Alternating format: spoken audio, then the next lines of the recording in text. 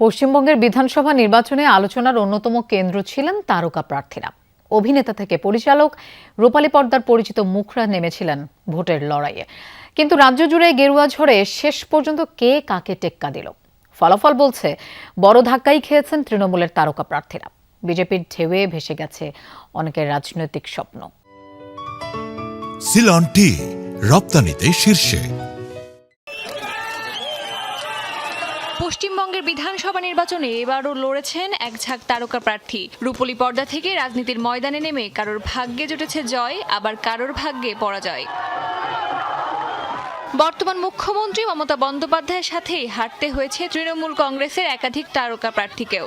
অন্যদিকে বিজেপির হয়ে লড়া বেশ কয়েকজন তারকা প্রার্থী পেয়েছেন বড় জয়। তৃণমূলের তারকা প্রার্থী সায়ন্তিকা বন্দ্যোপাধ্যায় বারাহানগরে প্রায় 17,000 ভোটে পরাজিত হয়েছেন বিজেপির সজল ঘোষের কাছে। এর আগে 2024 সালের উপনির্বাচনে এই আসন থেকেই বিধায়ক নির্বাচিত হয়েছিলেন তিনি।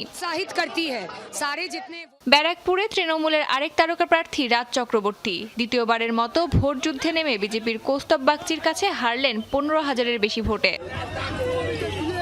ভোটে হেরেছেন টলিউডের জনপ্রিয় অভিনেতা সোহম চক্রবর্তীও। তৃণমূলের এই প্রার্থীর বিরুদ্ধে জয় ছিনিয়ে নেয় বিজেপির সমরেন্দ্রনাথ ঘোষ। দমদমে বড় ধাক্কা খেয়েছে তৃণমূল। শিক্ষামন্ত্রী ও নাট্য ব্যক্তিত্ব ব্রাত্য বসু হেরে যান বিজেপির অরিজিৎ বক্সির কাছে। অন্যদিকে বিজেপির তারকা প্রার্থী হিরণ চ্যাটার্জি শ্যামপুর আসনে তুলে নিয়েছেন বড় ব্যবধানে জয়। সোনারপুরে মুখোমুখি হয়েছেন দুই তারকা প্রার্থী। সেখানে বিজেপির রূপা গাঙ্গুলির কাছে বড় ব্যবধানে হেরে যান তৃণমূলের লাভলি মৈত্র। শিবপুরেও জয় পেয়েছেন বিজেপির অভিনেতা প্রার্থী রুদ্রনীল ঘোষ। তৃণমূলের রানা চট্টোপাধ্যায়কে হারিয়ে জয়ের মুকুট ওঠে তার মাথায়। অস্মিতা বিশ্বাস, যমুনা নিউজ।